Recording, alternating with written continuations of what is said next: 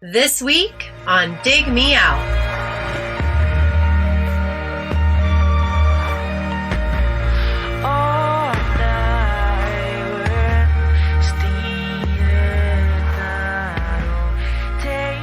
With your hosts, Jason Ziak and Tim Minichi.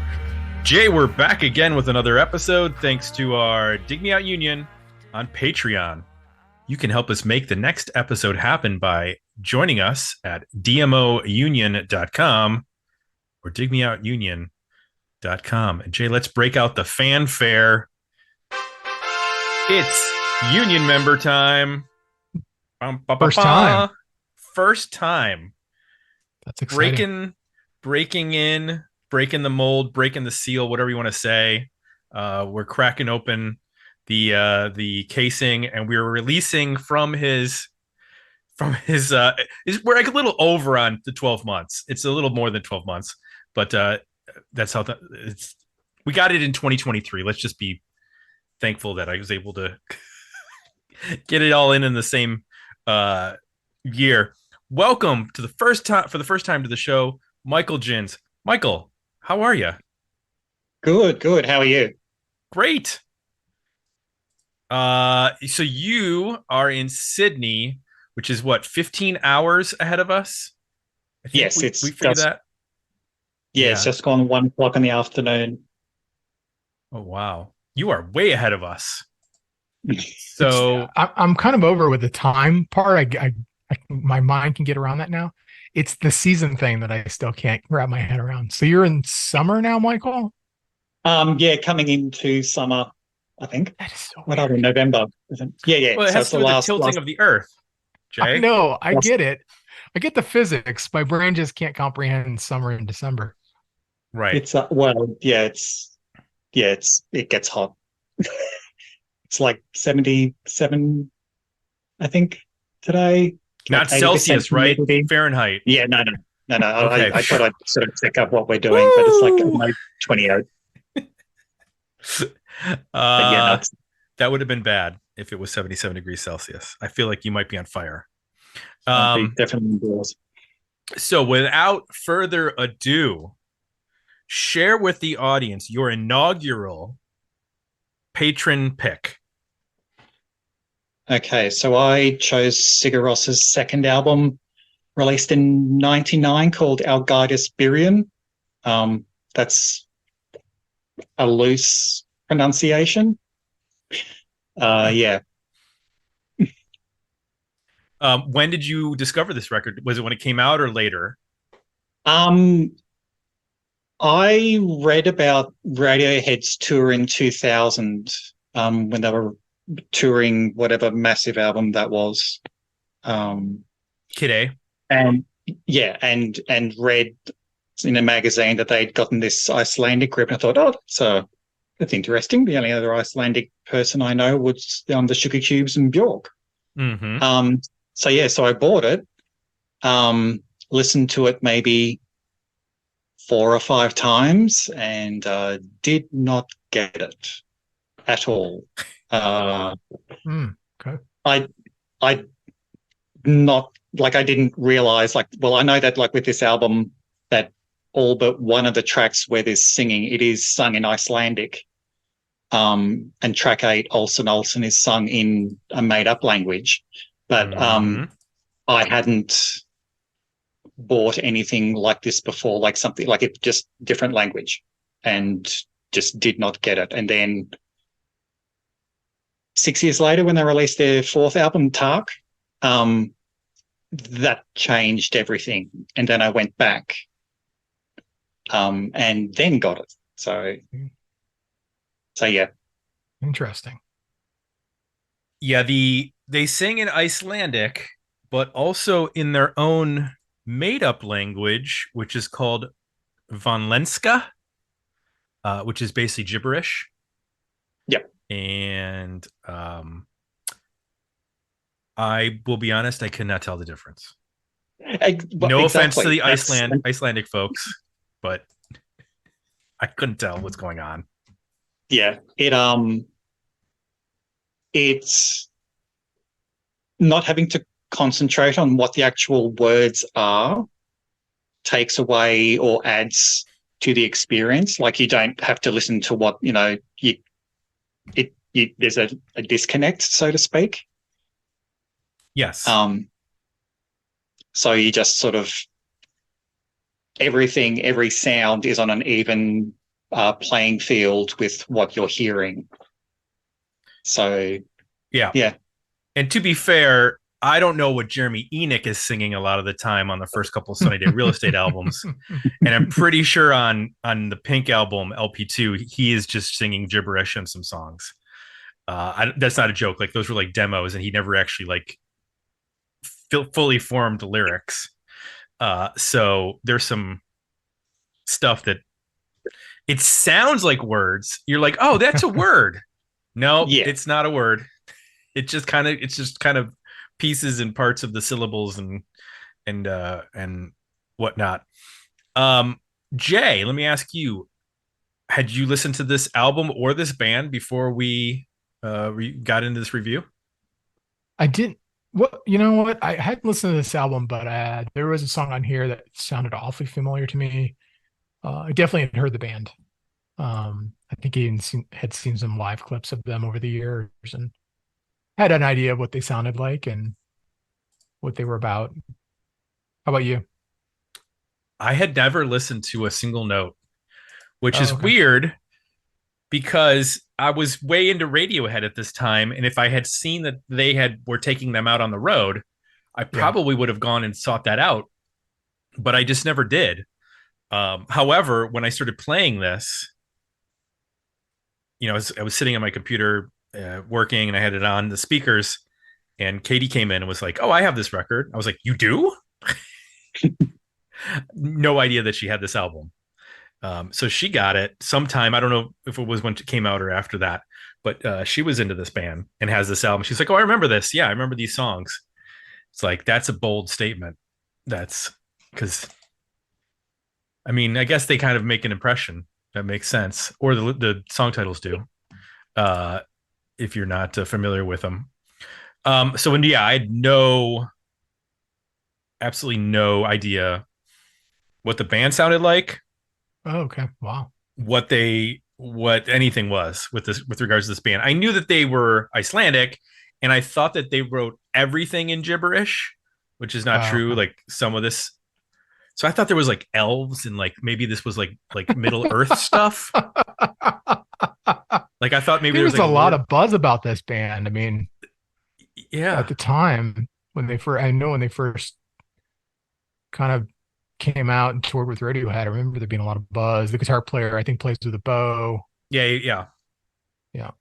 I just I thought maybe there was like a Middle Earth Tolkien Lord of the Rings combat, something going on people here. Dancing around a tiny Stonehenge. Yeah, like a combination of Spinal Tap and Led Zeppelin and that kind of stuff. So I didn't know. I dropped the ball on this one. Just for the heck of it, as if the fact that it's in a different language isn't difficult enough. The follow-up record after this is just 2 brackets is the title.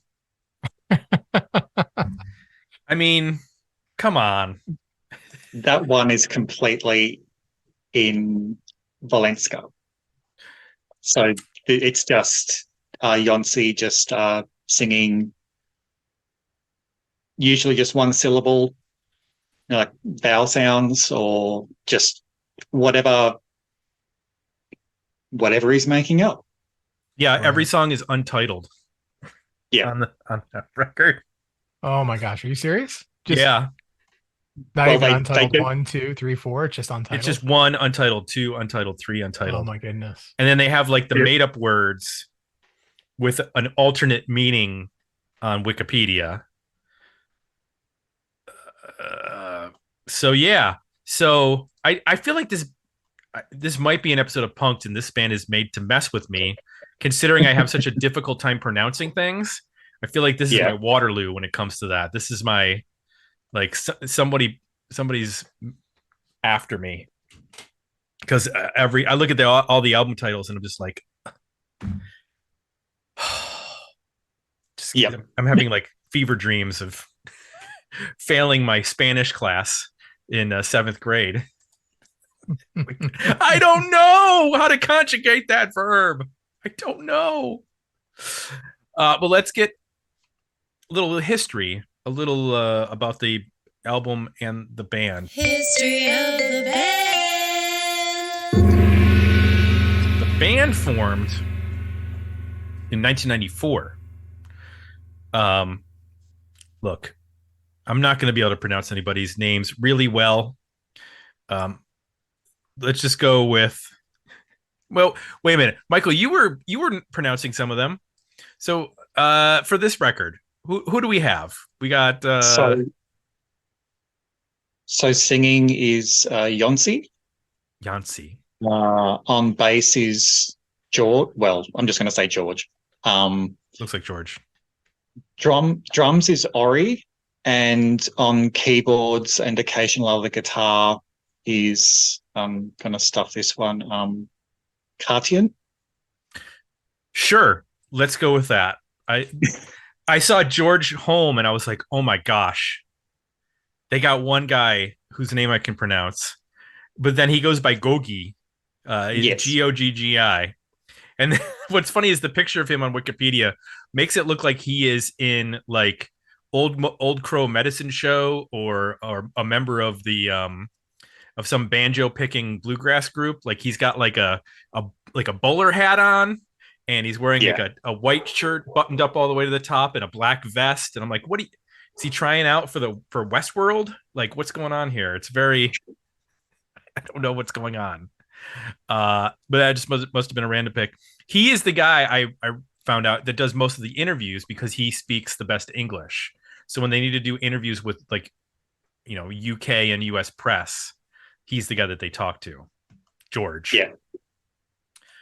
So this album came out in June of 1999 on Fat Cat Records. I believe that was their US album, and then they had or label, and then they had an indie label in Reykjavik that goes by the name Bad Taste, but that's just the translation of the label title or label name. This is the first with the keyboard player and the last with this particular drummer. Ori came in as the drummer after this album.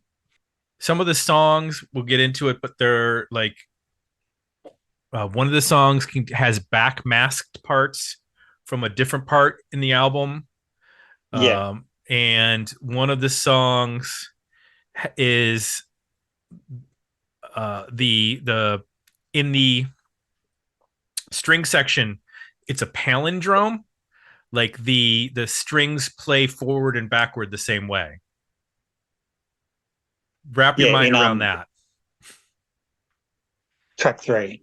Yes. Starálfur or something like that. Sorry. Yeah. How do you wait a minute? You mean the note pattern? I guess so. Yeah. Okay. Or it just ascends and then descends. And then the album cover artwork was done with a ballpoint pen by Gotti Bernhoft. And really, that's a lot of blue ink. I guess so. The field of blue with a white. Maybe he used a white pen on a blue piece of paper, Jay. That wouldn't be a ballpoint, I don't think. I don't know. Does the ball have to be blue? I mean, I guess it could be technically, but I would think of like a blue ballpoint pen if you just say ballpoint pen, the classic blue big pen. So this actually it peaked at number 24 on Billboard's top independent chart, and it has sold 227,000 copies in the U.S. as of 2008. So it's probably more, and it's sold over 400,000 copies in all of Europe. There was a 20th anniversary deluxe edition with live performances and rarities like demos and such. Yeah, so let's get into the comments over at Patreon. We'll share the poll results at the end of the show. But We got some comments. Kyle Bittner said, without a doubt, this is a worthy album and was my introduction to the band. While I don't like it quite as much as Bracket album, it's beautiful. You missed Tim's. If you're not on the video, you missed Tim's hand gesture. I'm doing this. I'm like 2 brackets. It's beautiful. It's a beautiful and haunting listen. Andrew O.C. said, I've almost suggested this before. I tend to like their next 2 records a little bit more, but this is for sure a worthy album. And then he also said, I should have picked this. Would have paired well with Guar, Tom Waits, and Material Issue. Well, that covers a lot of ground. It does cover a lot of ground. Jason Pan said, such an incredible soundscape, informative record for me in my early adulthood. Using its Icelandic release date to sneak into the 90s podcast feels like cheating, but gee whiz, this was an eye-opening record for me and what music can be. So love to hear what you guys think. I didn't really consider that, but yeah, this was technically it wasn't originally released in the United States. I mean, it was a band that was not really well known in the US, and it had to get re-released after it started to get some buzz. Obviously going out with Radiohead on tour for Kid A, which Radiohead in 2001 was like the biggest band in the world, I would say, in terms of people keeping track of what they were doing and their tour selling out. And, there wasn't really anybody like that at that point. In terms of just like, I mean, think about, the progression of the Ben's. We've talked about this before. The Ben's OK Computer to Kid A. Kid A is a very weird record to be like touring the world and selling out stadiums. In retrospect, at the time, it was like, oh, I guess this is where music's going. Well, we talked about in the Palo Alto episode, but this is another band that falls probably in the category of like, either influenced or was helped, aided part of that post Radiohead sound, which covered a lot of ground. Everything from like super accessible, pop oriented things like Palo Alto and Coldplay to things like this that are much more challenging. Yep. So let's get into it. Let's talk about the album. What's it called, Michael? Ágætis, byrjun. Jay, tell me one thing you liked about this record. It's a gorgeous layered sound. I mean, it was mentioned in the comments. I'll just echo that. It's very dramatic. It's very atmospheric, but it is melodic. It is emotional and dynamic. It's not just atmospheric and sort of droning or, moody. It does have some real crescendos, and at times, a little bit, conventional strong song structures, which I was a little surprised by. My impression of the band, hearing, some things here and there, was that every song was going to be pretty, unconventional in terms of structure and how melody may or may not be used, and was expecting it to be noisier, and it's really not. It's layered. The guitars are, very delayed. I think he's playing with a bow, so everything has got swells. It's a very I guess surprise. At least some of the material surprisingly accessible. It's not overly difficult to jump into some of these songs. I think the record overall can be, a bit more challenging as a whole, but I was kind of surprised at some of the songs here, just fairly straightforward in terms of, intro, verse, chorus, middle section, verse, chorus, outro, which I liked. I also liked because it mixes in with some others that are more challenging. So you get a nice variety. The other thing I thought worked really well throughout the record was that they do a really good job shaking up or changing how they start songs. So even though you're sort of in this very, slow tempo, everything's kind of longer songs, drawn out, a lot of swells and slow movements. they do a nice job of like starting every song with a different instrument. You know, you start with organ, or you start with piano, or you start with like clean guitar picking, or drums, or saxophone, or a Fender Rhodes at one point. Like they do a really good job of kind of transitioning from one song to the next, but also giving you something new to pull you back in as each song begins, which I think is really important for a record like this. We've reviewed some other records that are kind of more on the atmospheric side or abstract side, and when every song starts the same, at least for me, it's a big challenge, like to re-engage and know where I'm at and what's going on. I think this album does a really good job of keeping things fresh and like pulling you back in, kind of letting you get absorbed in it and fade a bit, and then pulling you back in with different tones. The other thing, going back to the sort of the song structures not always being experimental, sometimes being conventional. There's also some melodies here that are surprisingly hooky, like some vocal things. Track 2, for example.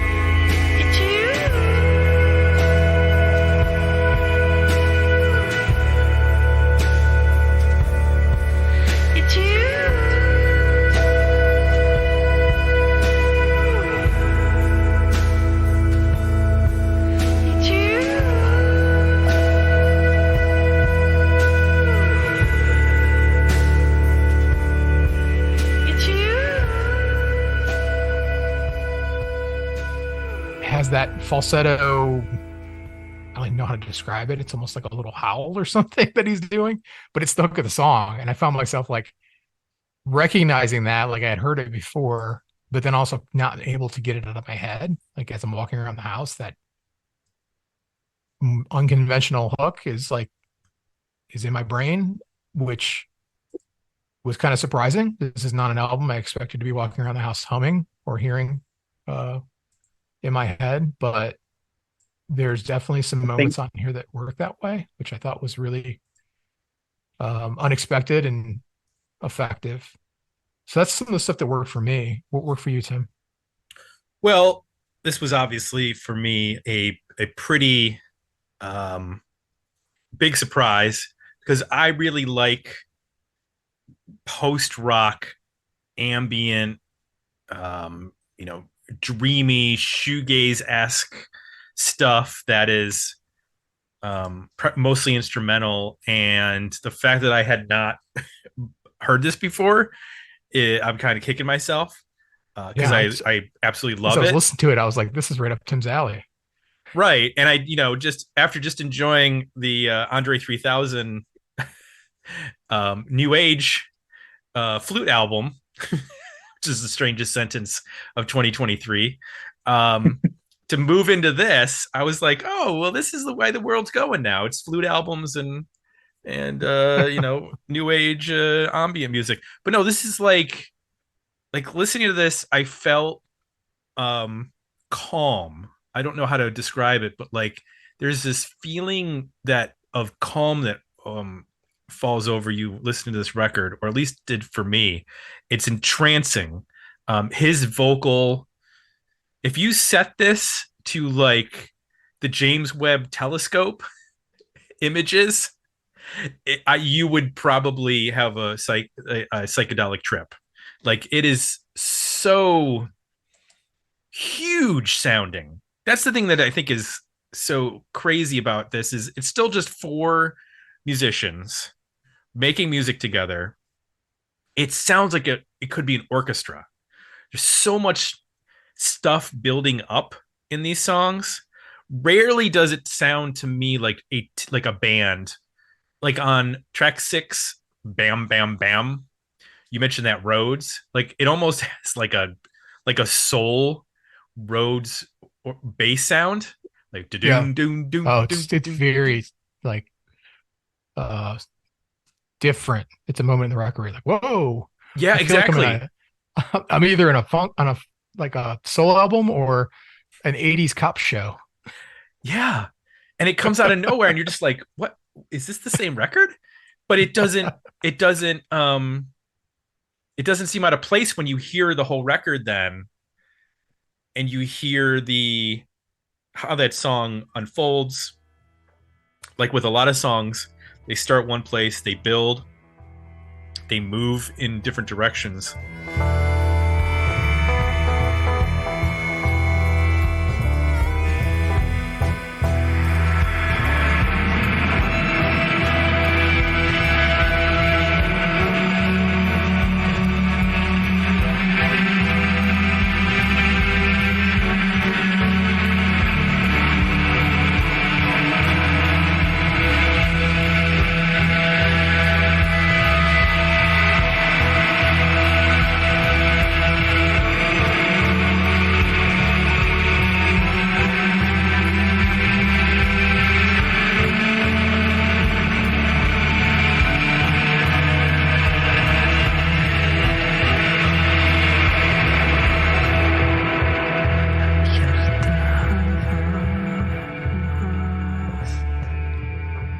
There are some things which are a bit more traditional in terms of, like track 2, you mentioned it, Jay. There's like a hook in that song, and I know that's not the words.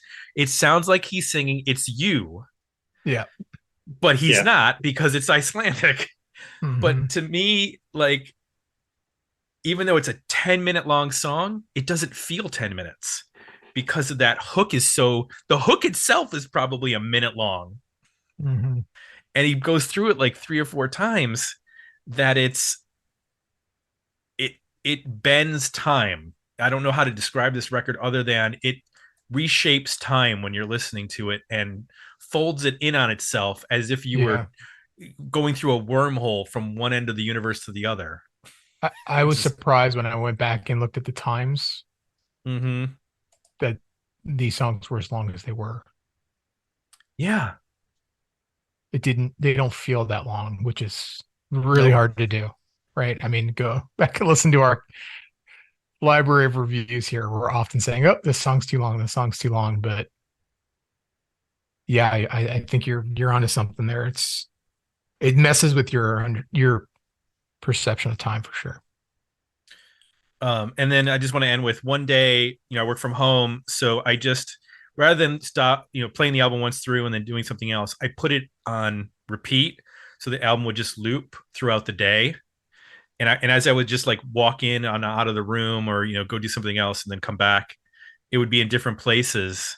And I was able to tell like, oh, okay, this is that part. Like it doesn't necessarily mush together, even though it is, for the most part, slow and very deliberate.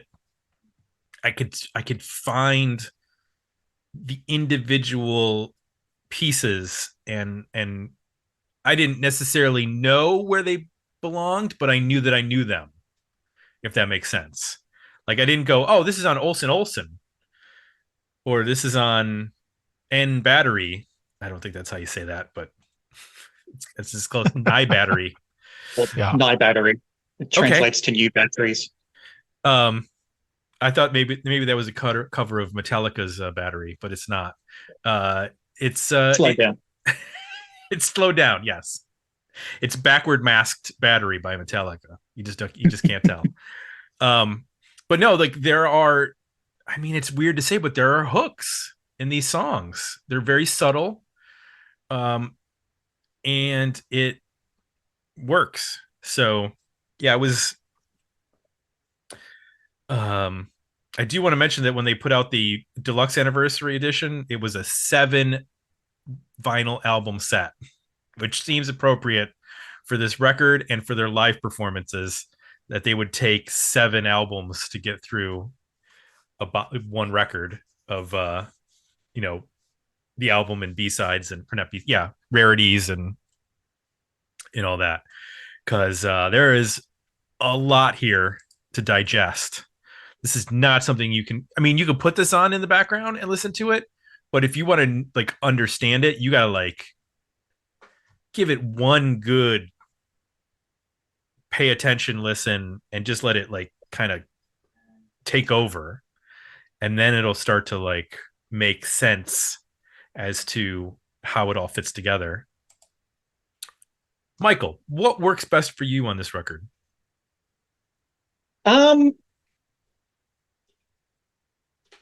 What I mean, just the like track 2, just like thinking, that the hook that you said, like that was when I first listened to it a few times.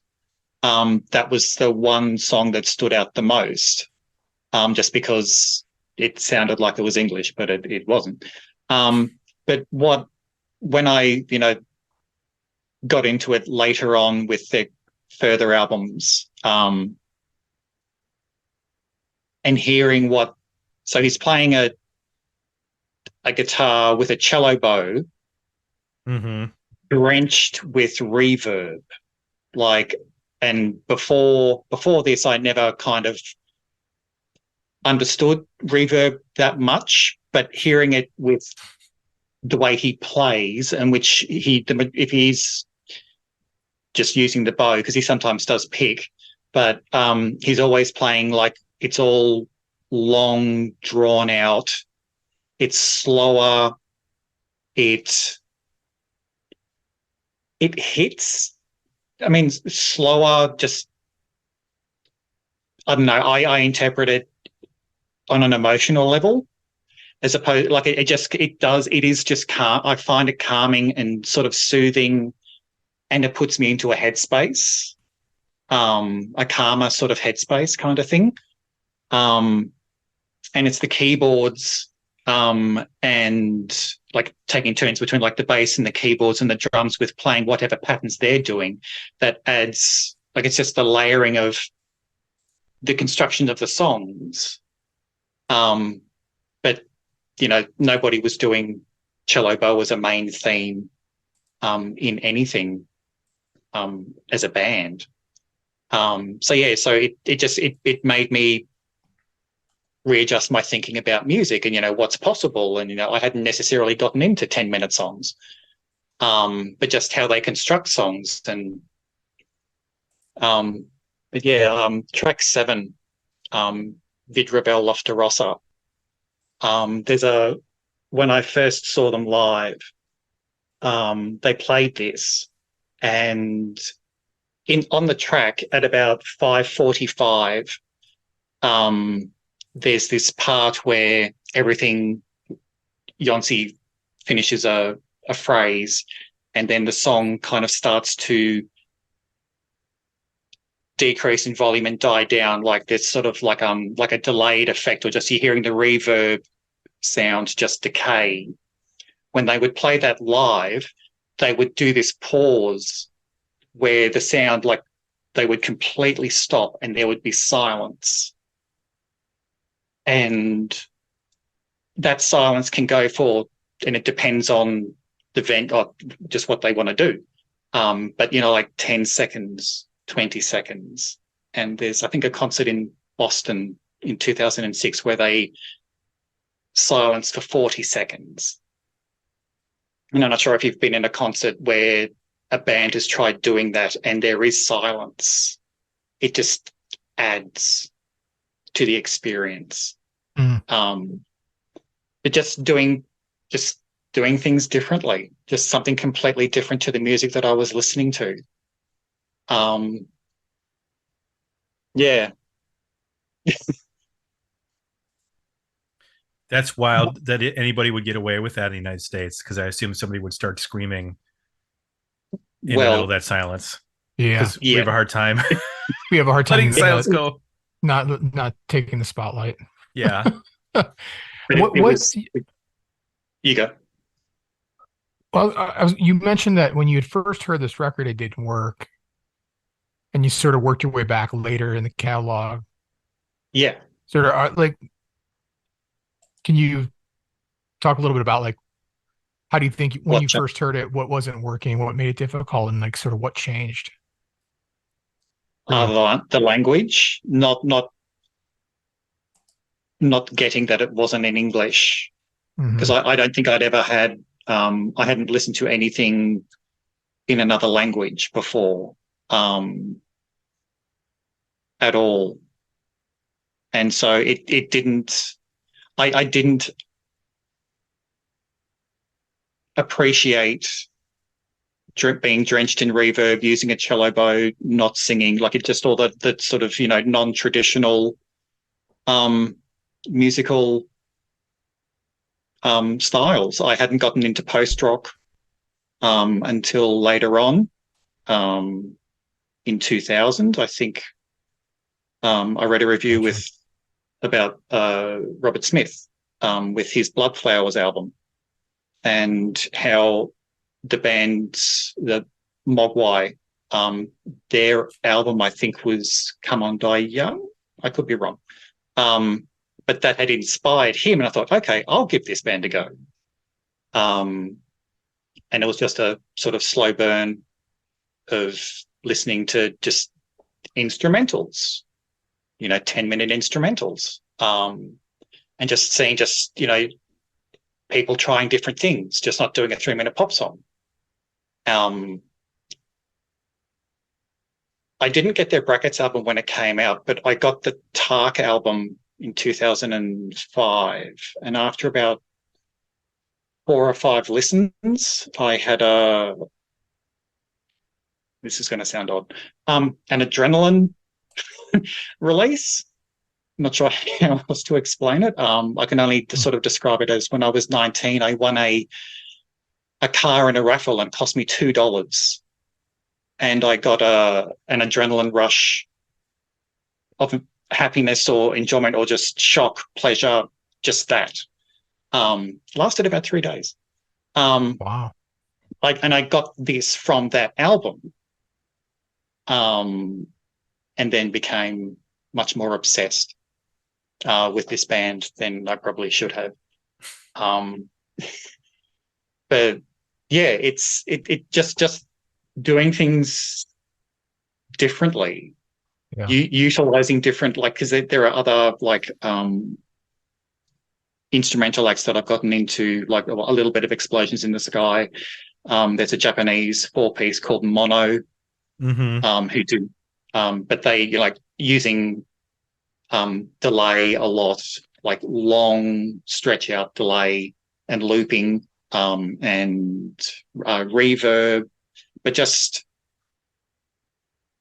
I don't know, from listening to music for several decades, I don't mind a good pop song, but I'm looking for different things now. We should probably go ahead, Jay. One of the touchdowns for me on this, just in terms of how I oriented myself to the record as I was experiencing the first couple of times, was the Swedish version of some of the Kent albums. I was going to bring them up too.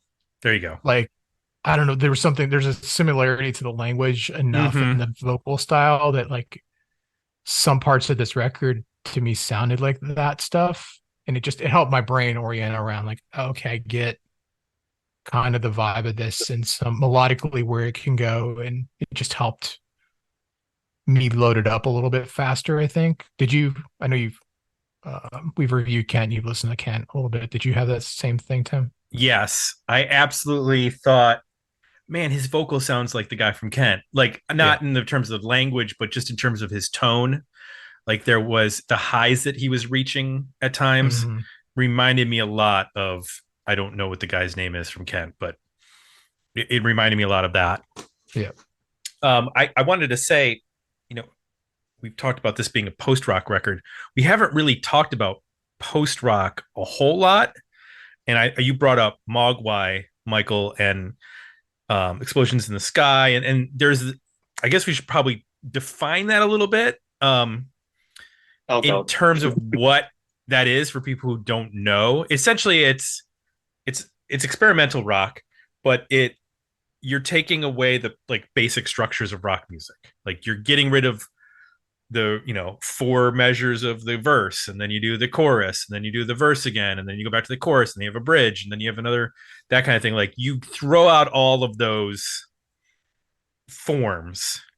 A lot of it is credited going back to the krautrock of Kraftwerk, like the repetitive feel of that motor tick sound that they created or were known for, and then add in the ambient sound of like Brian Eno, the droney stuff that Velvet Underground would do, dub stuff like that. So you're kind of taking all these like non-rock things and then using them with, this is essentially the setup of a rock band. You got a guy playing electric guitar, guy playing bass, guy playing drums, another guy playing keyboards and singing. Like, they could be a rock band, except they completely obliterate all of the conventions of what rock is. And that's what that whole scene is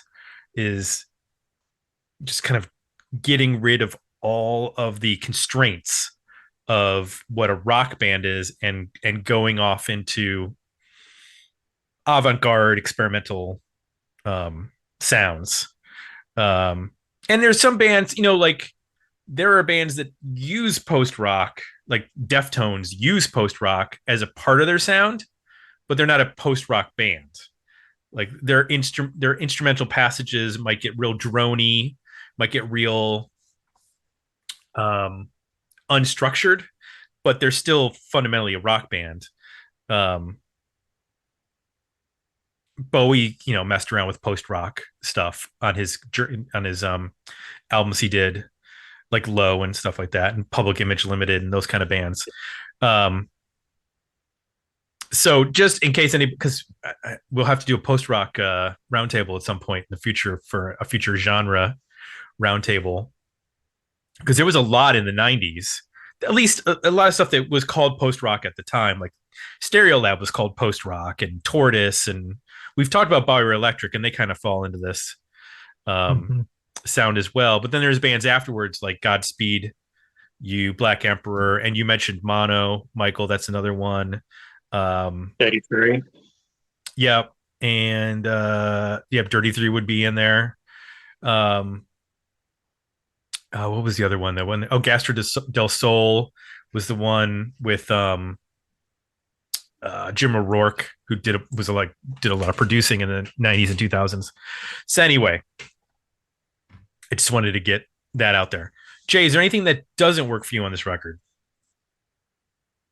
The falsetto sometimes, particularly when the vocal, there's a couple tracks on here where the vocal is like really like on top of the mic. So it just confronts you with like, I don't know what this guy's saying. He's singing this falsetto and like I can hear all of the mouth stuff going on. It's like ASMR. That I didn't love those moments as much. I kind of like when the vocal is like pushed back a little bit, or just operating as another instrument and not forcing it to be intimate and confront a language I don't understand. And then I felt like I don't love the way the album ends. I think, is it Ágætis, byrjun, the second to last track? It's funny. It's almost like one of the more conventional songs on there in terms of like a band format, like guitar picking, piano, bass, drums, regular snare drum. There's no like crazy strings or other instruments going on, but there's something about it. It's almost like too conventional. It's a little bit flat for me. And then the last song is just so like distant. It's hard to grab onto much in that. It just feels like really abstract. That last track, Avalon, is so track number 3. So Avalon is a portion of that song slowed down. Oh wow. A very small part. So there's a part during that song where Yoncey's voice. It's just Yoncey's voice and a guitar strumming sound. That's Avalon slowed down. Got it. So it's a quarter speed. Yeah. I think if for me, if the album ends with Olsen Olsen, I wouldn't miss the last 2 tracks.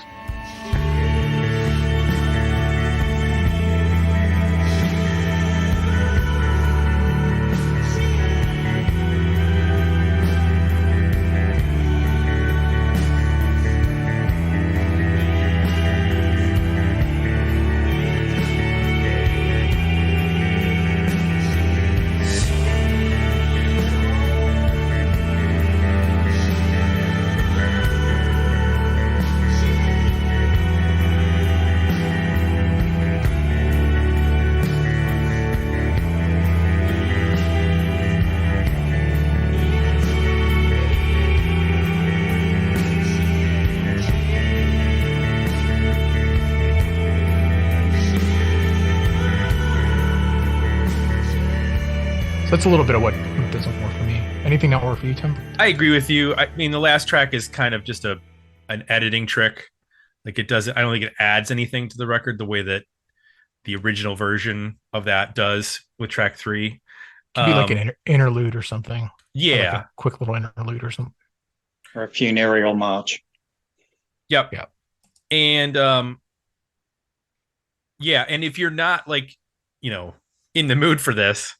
71 minutes is a bit long, so I agree with you. Like the last 2 tracks are not, to me, necessary if you are just want to get to the meat of the record. Olsen Olsen would be a fine closer. It has, I don't know how to describe it, but I mean, it gets like orchestral, even though it's just the 4 of them. It sounds like when they're in the last couple of minutes of that song, it sounds like a marching band almost, but through a haze of reverb and delay and all that kind of stuff that's going on. And it's you got to be in the right. My only really thing is you got to be in the right mood to listen to this. If you don't want to listen to this, it's not gonna work. I also found it, for me, probably better as a passive listen. Although, like I said, when I was really, actively engaged with it, taking notes, really analyzing it, as I found myself fading, like I mentioned, like it does do a good job of like varying up the sounds enough to pull you back in. But I did find it pretty enjoyable to just kind of like let it play as I'm doing things and just have it repeat and like definitely start to pick up on stuff and just kind of let your brain process it. Even if you're not totally focused on it, seemed to work really well. But yeah, I guess the other thing I walked away wondering is like, okay, I enjoy this. Kind of get it. Do I really need to listen to another album, or is this pretty much it? You know what I mean? Like, are all the other albums basically going to be like this? And like, do they do anything else that really warrants like needing to listen to another album of theirs? Was sort of my impression I had as well. That's a good question. I don't know. I mean, I would kind of like to sample some stuff going forward and seeing how it. Because I agree with you. Sometimes like one album for a band can be like the ideal, like, this is it. And the other stuff is like, it's all good. But this is the one that like I want to come back to, over and over again. It has everything that I want from the band, sort of thing. What does Marissa call that? The platonic ideal? Like it's the band, it's the album that you would introduce people to the band. And also your favorite record. Like sometimes your favorite record is not the one that you would introduce people to with the album. Well, let's ask Michael. I know you were kind of constrained here. You had to pick something from the 90s, but is this the record that you would hand to somebody as their first listen, or is there something else in the catalog you'd recommend instead? I'd probably go for their fourth album, Tark. That's just a personal favorite. It changed how I listen to music and has kind of veered me away from listening to vocals. I try to focus on everything else underneath it. If I'm singing along to a song, I'm not paying attention to everything else underneath. The album after this, the Brackets album, you probably don't want to listen to because it's their darkest album. There's only 8 tracks, but majority of them are all long. There's not as much variety. It's a lot slower. It's a mood. But yeah, the Tark album I kind of find leaves me feeling very optimistic. The last song on that ends on the chord that it finishes on. It doesn't feel like it didn't resolve the song, and that's what the album finishes on. That's how I interpret it. But yeah, the Tark album I'd probably go for first, then this one, and then maybe Valtari, which is from 2012, and maybe their new one, which came out this year. It's got some nice songs on it, but they're all slower. Jay, I don't know if you remember, but one of the songs from this record was used in the Life Aquatic with Steve Zissou. Do you remember hearing that in the movie? It was a track 2? No, it was track 3. I don't. Yeah, they one actually of them was used in what? One was used in Vanilla Sky as well. I'm not sure if it was track 2 or track 3, but yeah, there were a couple of movie soundtracks that they gave songs to. Talk has they must have a good placement person, because Talk has a ton of placements in like Wimbledon used it, and Top Gear and Formula One, and video games, Prince of Persia, E3, and Wow. just like a ton of placements. So yeah. I guess when you're looking for, really dramatic instrumental music, they'd be a good band to turn to. Because even though they are wildly successful with critics, they're not selling 2-3 million copies of each record. So I mean, they're not. The record sales are not keeping them afloat financially. The way that like a big selling band that can move a lot of units and also get critical acclaim. They don't have Radiohead numbers.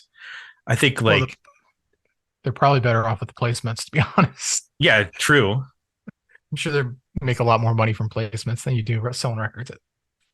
Especially then things like video games that get used and sold a lot, or commercials, TV, movies that get played over and over again. So maybe not a bad idea to have either nonsensical or no vocals in your music.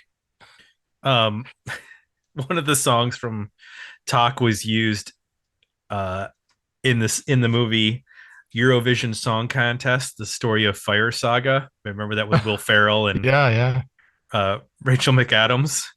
Yeah. They use the song from Talk in that, which makes total sense. Absolutely. But like that album, that sold 30,000 copies the first week it came out, which is great for this style of music. But 30,000 copies in 2005 doesn't even get you on the radar in 1995. In 1995, you're selling 500,000 copies or 400,000 copies your first week if you're a successful record. If you're Pearl Jam, if you're Soundgarden, that kind of thing in 95. And that got them to 27 in the Billboard 200 in 2005. So 10 years made a huge difference in terms of how MP3s played a difference in album sales and that kind of thing.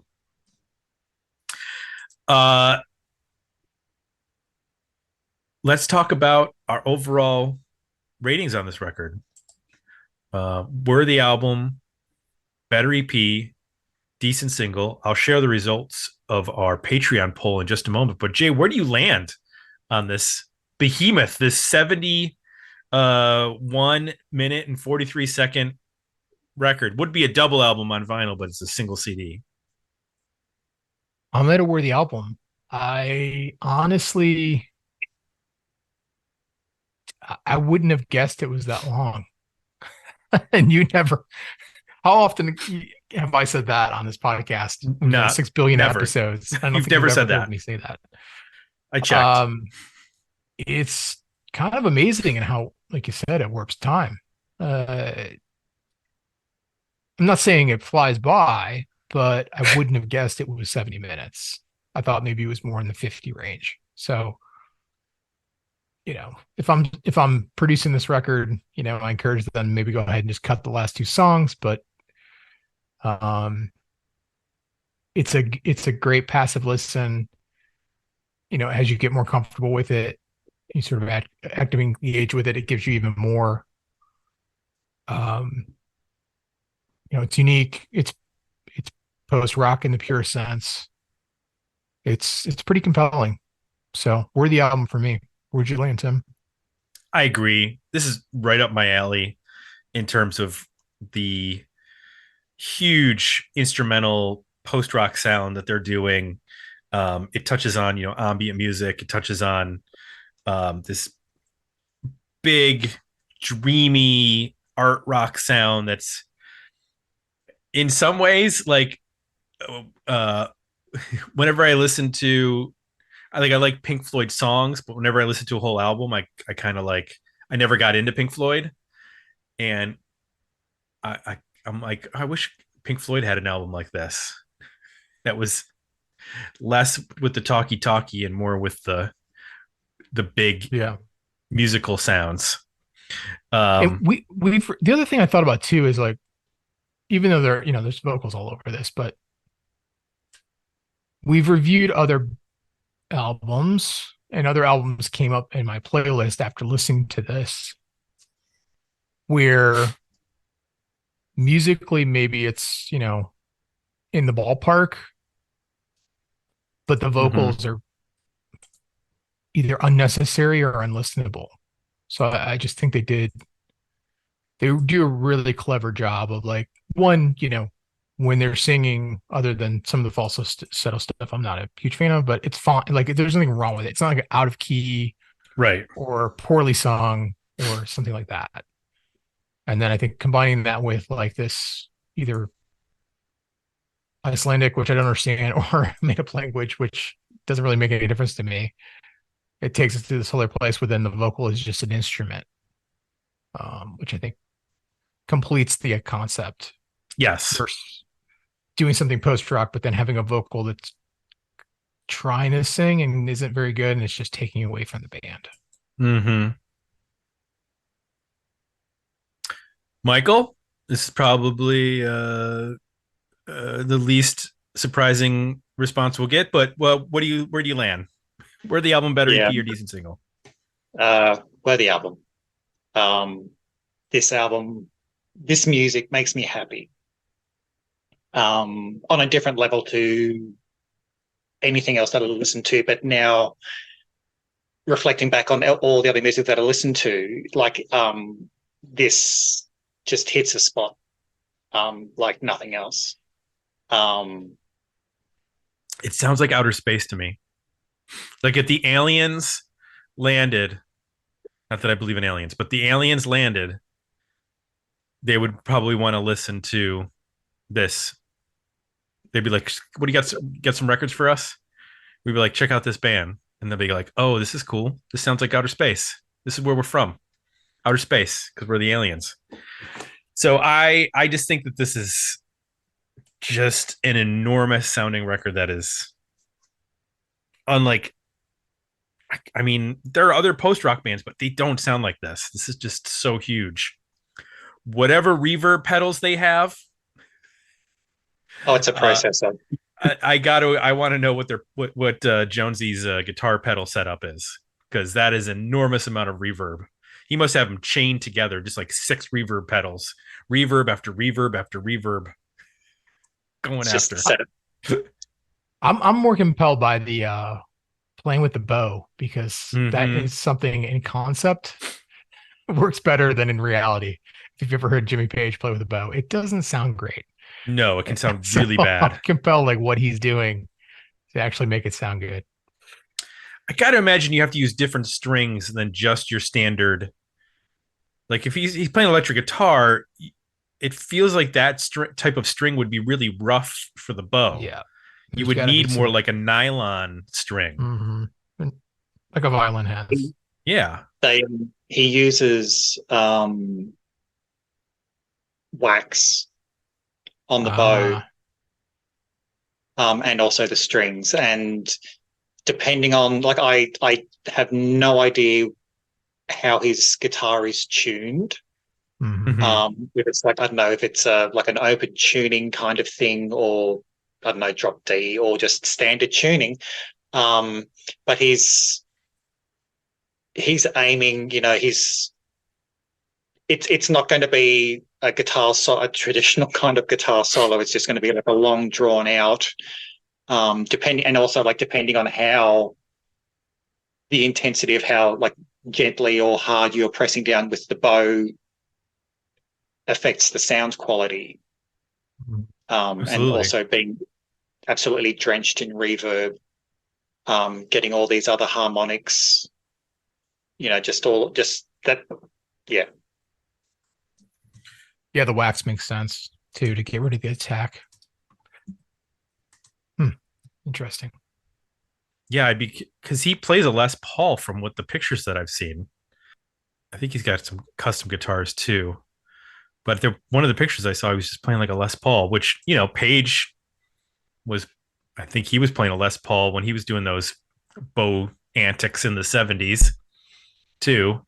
Although he had a lot of guitars. I mean, he had that double neck and Yeah, it was like more of a gimmicky thing. I But wonder like if Michael he's said, bowing all the strings though. Like, well, no, like that's why I thought, like, if he's like dampening one string, and if he had like drop D tuning, if he's just getting like an octave sort of sound. But yeah, I should try and find out what his tuning is, but it's usually just like, it's not necessarily too many chords, it's just individual notes. I found an article and it says that is a guitar with a Seymour Duncan 59 pickup, and he plays like a standard tuning. He also has a Fender Jazz bass, and he's got a couple different options. He plays through just a Marshall JCM 2000 and a Mesa Boogie, Vox AC30. I mean, these are like standard rock and roll amps, but he's doing stuff. Okay, here we go. He's got a duo of M35 TC Electronic reverb processors. He has no delay in his signal chain. He has multiple reverbs. He has a looper, volume pedals, which would make sense. You'd probably want a volume pedal to swell and mess with that live. He's got an octave. Oh no, that's the bass player. That's the volume pedals the other way. He's probably dampening the attack, because that's why playing with a bow on a guitar sounds so bad. As soon as you hit that string, you hear like, Argh! Yeah. But if you kill that with a volume pedal and the wax, and then you fade it up, you just hear the notes. The part after that, you get rid of the attack, which would make sense. Mm-hmm. The reverb is set to cathedral, which, if you've ever messed around with pedals and stuff like that, that's about as much reverb as you're going to get. That's the setting you put it on. You're like, oh goodness, I would never use that. Yeah. So it's got one reverb on cathedral going through another reverb with cathedral as well. Yes.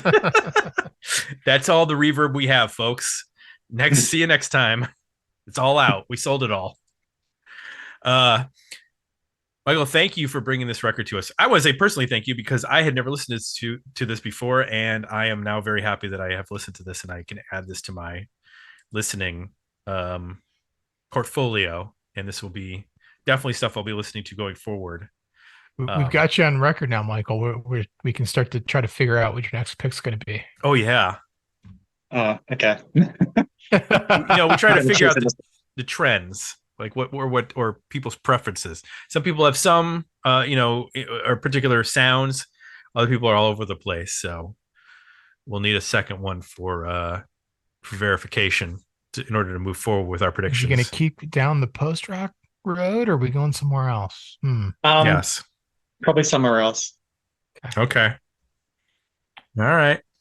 Something different. Material issue, Guar. Although Andrew O.C. already took those. No, I mean, there's more records you could go to, but we'll look forward to it. And thank you for being part of the union and, supporting the podcast. And we look forward to whatever you got in store for us next time. I do want to mention that if you'd like to be a patron like Michael, you can go to dmounion.com or digmeoutunion.com to join our union. You can vote in the polls like the one for this episode, which, by the way, 100%. I failed to mention earlier, but 100% were the album. Oh, nice. So, not surprising based on the comments. That doesn't happen very often. No, but when people like a record, it's usually like one vote against or two votes against. Usually we have some dissent. Right. No, there was no dissent on this one. This was everybody lined up behind Michael's pick. Nice. But if you'd like to vote in polls like this one for this episode, or in our monthly tournaments where we pick we have albums picked by our patrons, which are suggested through digmeoutpodcast.com. You can go to, like aforementioned, dmounion.com or digmeoutunion.com.